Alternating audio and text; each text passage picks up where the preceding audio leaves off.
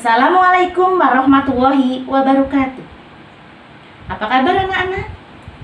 Pada kesempatan kali ini bersama dengan Ibu Winarti, kita akan belajar teks eksposisi.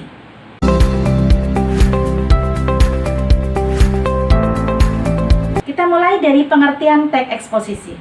Teks eksposisi adalah sebuah teks yang berisi informasi-informasi atau pengetahuan-pengetahuan yang disajikan atau ditulis secara singkat dan padat yang bertujuan untuk memaparkan atau menjelaskan informasi-informasi tertentu agar bisa menambah ilmu pengetahuan bagi pembacanya.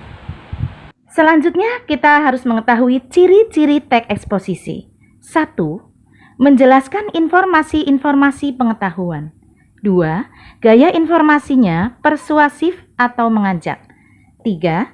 Biasanya menjawab pertanyaan apa, di mana, kapan, siapa, mengapa, bagaimana, atau biasa disebut dengan adiksimba. 4. Penyampaian teksnya secara jelas, lugas, dan menggunakan bahasa yang baku. 5. Bersifat tidak memihak yang artinya tidak memaksakan kemauan dari penulis terhadap pembacanya. 6. Teks eksposisi bersifat netral dan objektif. 7. Penjelasannya disertai data-data yang akurat dan terpercaya. 8. Menyajikan sebuah fakta yang digunakan sebagai alat konkretasi dan kontribusi. Setelah kita mengetahui ciri-ciri dari teks eksposisi, kita lanjutkan harus mengetahui dua unsur utama teks eksposisi, yaitu 1. Gagasan. Yang dimaksud dengan gagasan di sini adalah suatu buah pikiran atau ide-ide dari si penulis. Yang kedua adalah berupa fakta. Fakta itu adalah merupakan sesuatu hal yang benar-benar terjadi. Berikut pola yang dapat digunakan di dalam pengembangan teks eksposisi. 1. Pola umum khusus, yaitu ide pokok bagian teksnya ditempatkan pada awal paragraf yang kemudian diikuti oleh ide-ide penjelas. Pola ini dikenal sebagai paragraf deduktif. Kedua, pola khusus umum. Hal-hal yang bersifat khusus diikuti oleh uraian yang bersifat umum.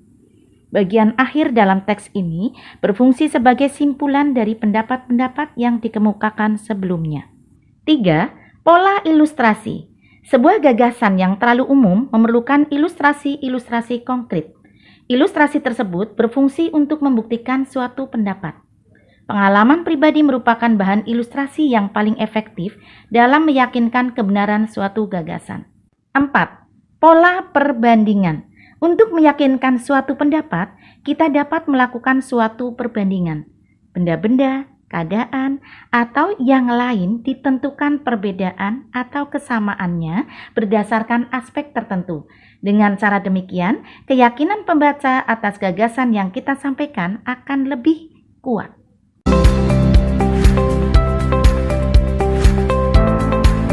Selanjutnya, langkah-langkah menyimpulkan teks eksposisi. 1. Membaca teks eksposisi secara teliti dan saksama. 2. Memahami isi teks eksposisi yang dibacanya. 3. Menemukan ide-ide pokok teks eksposisi di setiap paragraf. 4. Menyusun kesimpulan berdasarkan ide-ide pokok yang telah ditemukan. Selanjutnya, struktur teks eksposisi. 1. Pernyataan pendapat atau tesis, yaitu bagian teks yang berisikan pernyataan pendapat atau tesis penulis, disebut juga bagian pembuka, atau ada yang mengungkapkan merupakan gambaran secara umum dari apa yang sedang dibahas. 2. Rangkaian argumentasi, yaitu berupa sejumlah pendapat atau argumen penulis sebagai penjelasan atas tesis yang dikemukakan sebelumnya. Pada bagian ini ditemukan sejumlah fakta-fakta yang memperkuat argumen penulis. 3. Penegasan ulang pendapat, yaitu sebagai perumusan kembali secara ringkas. Dan bagian ini sering pula disebut sebagai penutup atau simpulan.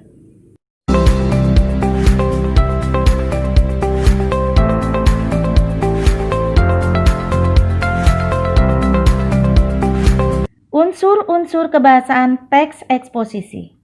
1. Menggunakan kata-kata teknis atau peristilahan yang berkenaan dengan topik yang dibahas. 2. Menggunakan kata kerja mental atau kata kerja yang terkait dengan kegiatan dari hasil pemikiran. Contohnya, diharapkan, memprihatinkan, memperkirakan, menduga, dan lain-lain. 3. Menggunakan konjungsi. Konjungsi disebut juga dengan kata penghubung, yaitu kata yang digunakan dengan tujuan memperkuat argumentasi di dalam teks tersebut.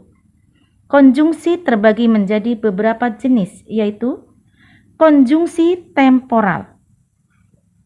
Contohnya, kemudian, lalu, setelah itu, akhirnya, dan seterusnya. Kedua, konjungsi sebab akibat atau kausalitas dapat digunakan untuk menyuguhkan informasi asal-muasal suatu peristiwa atau kejadian dan efek yang ditimbulkan dari kejadian tersebut. 3. Konjungsi penegasan seperti pada kenyataannya, kemudian, lebih lanjut, bahkan digunakan untuk mengurutkan informasi dari yang kuat menuju yang lemah atau sebaliknya.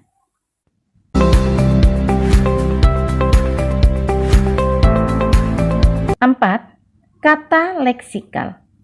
Jenis kata leksikal, khususnya pada unsur kebahasaan teks eksposisi adalah sebagai berikut.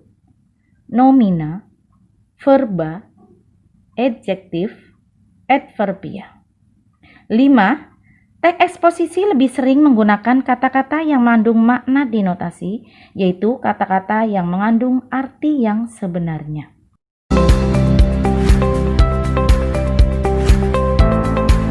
Selanjutnya, langkah-langkah menyusun gagasan atau pendapat ke dalam teks eksposisi. 1.